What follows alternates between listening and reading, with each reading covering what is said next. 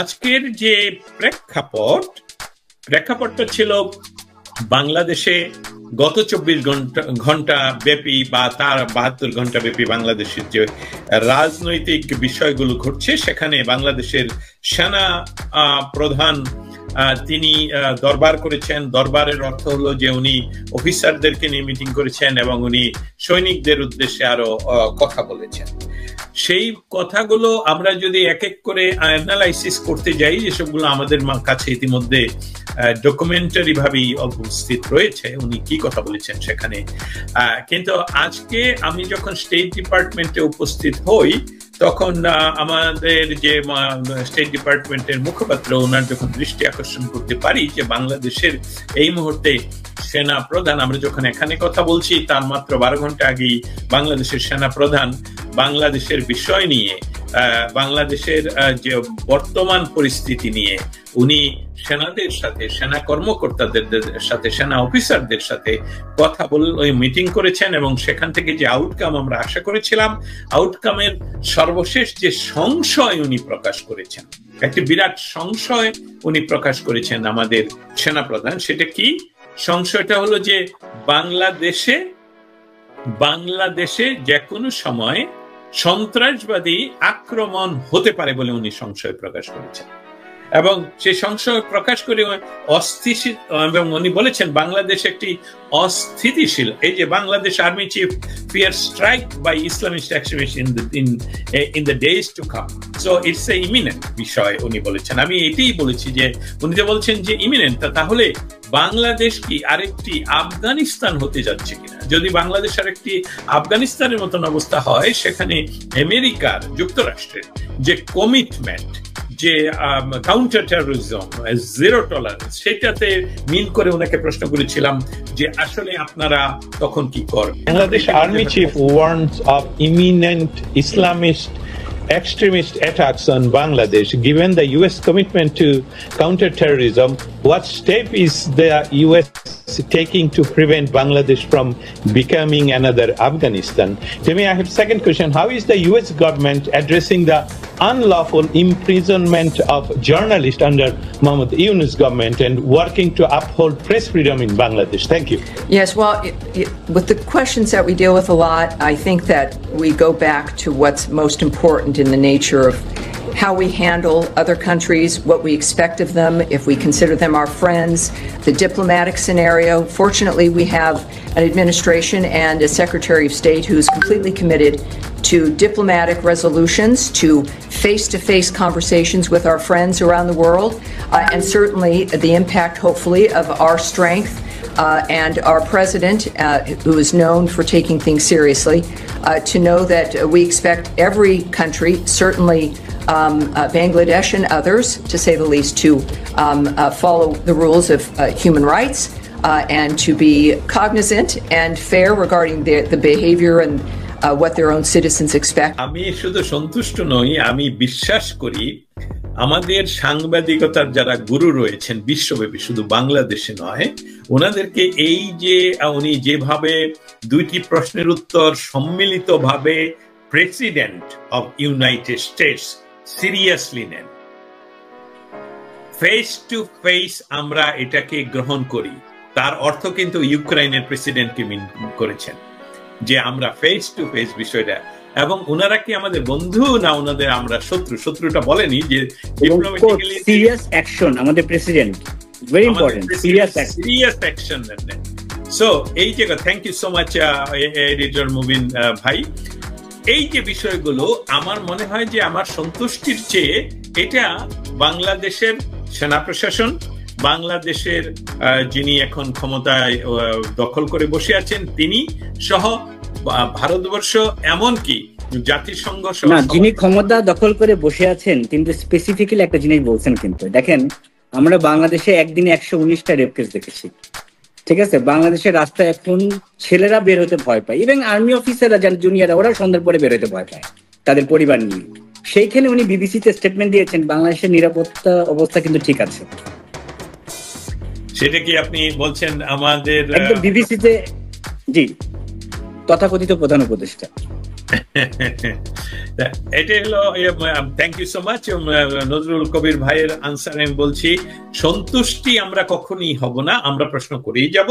তবে আপনারা যারা এটা অ্যানালাইসিস করবেন ভবিষ্যতে, এবং আমি বিশ্বাস করি অ্যানালাইসিস এর মাধ্যমে বুঝতে পারবেন যে আমেরিকা কতটুকু সিরিয়াসলি বাংলাদেশ প্রশাসনকে বলছে। এই দুইটা বিষয় আমেরিকা দেখছে যে বাংলাদেশ প্রশাসন বিশ্বাস করে যে সঠিক পথে যাবে, যদি না যায় তাহলে আগেই তারা বলে দিছে যে আমেরিকা প্রশাসন কত সিরিয়াস হয়। আমি একটু দস্তগীর ভাইকে কমপ্লিমেন্ট করতে চাই। আপনি যদি প্রশ্নের উত্তরে একটা জিনিস খেয়াল করেন, সাধারণত স্টেট ডিপার্টমেন্টে এই ধরনের কোশ্চেন অ্যান্সারে কিন্তু আমরা যখন হিউম্যান রাইটস অ্যাড্রেসের কথা শুনি, এখানে কিন্তু তারা বলে গ্লোবালি তারা একই স্ট্র্যাটেজি ফলো করে, রাইট?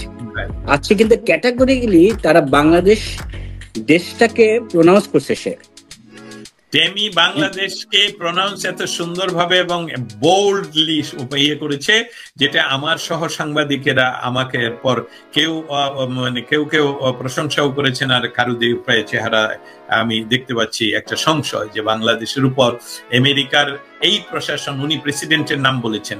সো অফকোর্স মবিন ভাই, দিস ইজ যেটা আপনি বলছেন সেটাই, এবং এটা খুবই সিরিয়াস। নজরুল কবির ভাইয়ের কাছ থেকে জানতে চাবো যে সত্যিকার অর্থে বাংলাদেশে আসলে মানে এই যে জঙ্গিবাদের যে আবার পুনরুত্থান আমরা দেখতেছি, স্পেশালি 5ই আগস্টের রাত থেকে যে ম্যাসাকারটা আমরা উইটনেস করেছি, তো এখন আসলে মানে পরিস্থিতি কেমন একটু যদি আপনি বলতেন। অনেক ধন্যবাদ আপনাদেরকে। দেখুন, দস্তগীর ভাই অনেক বেশি এক্সপিরিয়েন্স, দীর্ঘদিন আমেরিকাতে আছেন। আমেরিকান পলিটিক্স এবং আমেরিকার যে বডি ল্যাঙ্গুয়েজ, সেটা আমার চেয়ে আরো ভালো দস্তগীর ভাই জানেন। এক, ডিপ্লোম্যাটরা কোন ল্যাঙ্গুয়েজে কথা বলে, তাদের বডি ল্যাঙ্গুয়েজ, তাদের শব্দ চয়ন, বিশেষ করে ইউএস এর ক্ষেত্রে। আমি দস্তগীর ভাই একটা অভিজ্ঞতা আপনার সঙ্গে শেয়ার করতে চাই, অনেক একেবারেই পার্সোনাল একটা অভিজ্ঞতা, বাট ঘটনাটি বাংলাদেশের রাষ্ট্রীয় ঘটনা। দস্তগীর ভাই কি আছেন? জি, আমি আছি।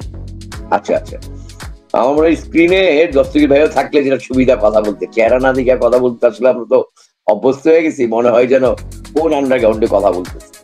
যাই হোক, যেটা বলছিলাম দস্তগীর ভাই, সেটা হচ্ছে দেখেন একটা ঐতিহাসিক ঘটনার আমি সাক্ষী ছিলাম। মবিন ভাই বলতে একটু আনমিউট করতে হবে। না বলে পারছি না আর কি, যে বাংলাদেশে ফ্রিডম অফ স্পিচের জলজ্যান্ত প্রমাণ আমাদের নজরুল কবির ভাই। যাই হোক, আমি ওই ছোট জায়গাটা একটা জায়গায় শুধু বলি যে দেখেন, সেটা হচ্ছে 1900 নয়, এটা হচ্ছে 2001 সাল, অর্থাৎ আওয়ামী লীগ যখন প্রথম 1996 সালে ক্ষমতায় আসলো, তার শেষ সময়টা আওয়ামী লীগ ক্ষমতা যখন ছাড়লো 2001 সালে, এবং সেই সময়ে লতিফুর রহমানের নেতৃত্বে বাংলাদেশে তখন কেয়ারটেকার গভর্নমেন্ট। তো লতিফুর রহমানের নেতৃত্বে যখন কেয়ারটেকার গভর্নমেন্ট, আপনার নিশ্চয়ই মনে আছে তখন যে টুইন টাওয়ারের ঘটনাটা, 9/11 বলে আমরা যেটাকে বলি, সেই টুইন টাওয়ারের ঘটনার পর আমেরিকা যখন একটা অ্যাকশনে যায় আফগানিস্তানের বিরুদ্ধে, তখন তারা যে ওয়ার্ডের একটা নাম দিয়েছিল আফগানিস্তানের এগেনস্টে অ্যাকশন নেওয়ার সময়, war in terror against war, অর্থাৎ টেরর এগেনস্ট ওয়ার, সন্ত্রাসের বিরুদ্ধে যুদ্ধ। সেটার জন্য তারা কিন্তু একটা ওয়ার্ল্ড কল দিয়েছিল, নট অনলি মানে যে আমেরিকা একা যুদ্ধ করবে, সেই ওয়ার্ল্ড কলে বাংলাদেশেও তার যেই ভিত্তির উপর চিন্তা করে সে আফগানিস্তান আক্রমণ করেছিল, বাংলাদেশে সেই সময়ে, আমি আবারও বলছি, আওয়ামী লীগ সরকার নয়, কেয়ারটেকার সরকার তখন ক্ষমতায়। তখন সেই সময় বাংলাদেশ অনুস্বাক্ষরকারী দেশ হিসেবে চিহ্নিত হয়েছিল, অর্থাৎ বাংলাদেশ বিশ্বব্যাপী এই যে টেরোরিস্ট অ্যাটাক যেগুলি হয়েছে তার এগেনস্টে যে বিশ্বব্যাপী যুদ্ধ, উদ্যোক্তা হচ্ছে ইউএসএ, সেই যুদ্ধের অংশীদার বাংলাদেশও, নাম্বার 1। নাম্বার 2, আফগানিস্তানে আক্রমণের জন্য প্রয়োজন পড়ল যে কোথায় জ্বালানি নেবে এয়ার অ্যাটাকের সময়, তার জন্য তাদের একটা স্পেস প্রয়োজন পড়ল। ইন্ডিয়া তাদেরকে স্পেস দিল, ইন্ডিয়া তাদের সাথে এগ্রি করলো, কিন্তু ট্যাকটিক্যাল কারণে ইউএসএ তখন বাংলাদেশের কাছে অনুমতি চাইল। সেই সময় যেহেতু কেয়ারটেকার সরকার, অর্থাৎ বাংলাদেশের আকাশসীমা মার্কিন যুদ্ধবিমান ব্যবহার করবে কি করবে না, এইটা মানে আপনি সভরেন্টির কোয়েশ্চেন। আজকে কেন এই কথাটা বলছি, কারণ টামি কয়েকটা শব্দ কিন্তু আজকে ব্যবহার করেছে। সে বলেছে যে ডিপ্লোম্যাটিক সিনারিওর কারণে এবং তারা ফেস টু ফেস আলোচনা করতে চায়। আমি লিঙ্ক আপ করবো তার আজকের শব্দ প্রয়োগ এবং বাংলাদেশের এখনকার যে বাস্তবতা আছে প্রত্যেকটা ঘটনার সঙ্গে। দেখেন সেই সময় করলো কি লতিফুর রহমান সরকার, আমার সৌভাগ্য হয়েছিল তখন আমি আজকের কাগজের রিপোর্টার, এবং বাংলাদেশের তখন যিনি ডিপ্লোম্যাটিক করেসপন্ডেন্ট ছিলেন সেই পত্রিকাটির আনিস আলমগীর, তিনি তখন ইরাক যুদ্ধে কাভার করতে চলে গেছেন। ফলে আমি ডিপ্লোম্যাটিক করেসপন্ডেন্ট হিসেবে তখন দায়িত্ব পালন করছিলাম। সেই ঐতিহাসিক একটি বৈঠক হয়, ক্লোজ ডোর বৈঠক। আজকের যেটা অতিথি ভবন পদ্মা, এই পদ্মায় তখন বাংলাদেশের জীবিত সকল পররাষ্ট্রমন্ত্রী, সকল এক্স ডিপ্লোম্যাট যারা তখনও জীবিত ছিলেন এবং সকল ফরেন সেক্রেটারিদেরকে ডাকা হয়। তখন শফি শামী ছিলেন হচ্ছে পররাষ্ট্র সচিব, আমি যদি ভুল না করে থাকি, ইমিডিয়েট ফার্স্ট পররাষ্ট্র সচিব ছিলেন, এবং আমেরিকান ডেস্কের দায়িত্বে তখন ছিলেন পরবর্তীতে শেখ হাসিনার সময় যিনি রাষ্ট্রদূত হয়েছিলেন নাসিমা ফেরদৌস, তিনি তখন ছিলেন আমেরিকান ডেস্কের দায়িত্বে বাংলাদেশের পক্ষ থেকে। সেই সময় কিন্তু প্রায় সারাদিন ব্যাপী, সকাল থেকে শুরু হয়েছিল, দুপুর পর্যন্ত বাংলাদেশ সিদ্ধান্ত নিতে পারে নাই। বিরতি দিয়ে বিকেল বেলা আবার মিটিং এ বসে, সেই মিটিং এ গিয়ে রাত্রে প্রায় 10টার দিকে গিয়ে বাংলাদেশ সিদ্ধান্ত নেয় যে হ্যাঁ, বাংলাদেশ তার আকাশ সীমা ব্যবহার করতে দেবে। এবং নিশ্চয়ই দস্তগীর ভাই আপনার মনে আছে, মুবিন আপনার মনে থাকার কথা, বিশেষ করে দস্তগীর ভাই তার বেশি মনে থাকার কথা, যে পরবর্তীতে কিন্তু সেই আফগান যুদ্ধের সময় মার্কিন যুদ্ধবিমান বাংলাদেশের এয়ারপোর্টে নেমেছে, জ্বালানি যারা ফুয়েলিং করেছে এবং বেশ যা যা প্রয়োজন পড়ে সেটা, অর্থাৎ আফগানিস্তানে আক্রমণের ক্ষেত্রে সেই সময় বাংলাদেশে একটি ছোট মিছিল হয়েছিল। সেই মিছিলগুলি যারা পরিচালনা করেছিলেন তৌহিদি জনতার নামে, কোড অ্যান্ড কোড বলছি আমি, ঘটনাগুলো মেলাবেন আপনারা। তৌহিদি জনতার ব্যানারে যে মিছিলটি হয়েছিল, সেই মিছিলে সেই সময়ে নেতৃত্ব দিয়েছিলেন মুফতি আব্দুল হান্নান নামে এক ভদ্রলোক, যার বাড়ি বৃহত্তর গোপালগঞ্জ জেলায়। সেই সময়ে ছিলেন মাওলানা, হ্যাঁ কোটালীপাড়ায়, মাওলানা আব্দুর রৌফ। এবং আমরা জানি পরবর্তীতে এরা আফগানিস্তানে গিয়ে যুদ্ধ করেছেন আফগানিস্তানের পক্ষ হয়ে। এবং আমরা জানি এই চিহ্নিত জঙ্গি গোষ্ঠীর বাংলাদেশে এরপরে যখন 2001 সালের পরে বিএনপি জামাত সরকার আসলো, এই জঙ্গি গোষ্ঠী আফগানিস্তান থেকে ফিরে আফগানিস্তান মুক্তিযোদ্ধা পরিষদ নামে বাংলাদেশে প্রথম একটি সংগঠন করে। পরবর্তীতে সেই সংগঠনটি বিলুপ্ত করে তারা হরকাতুল জিহাদ হুজি নামে একটি সংগঠন প্রতিষ্ঠা করে। আমি দেখেন,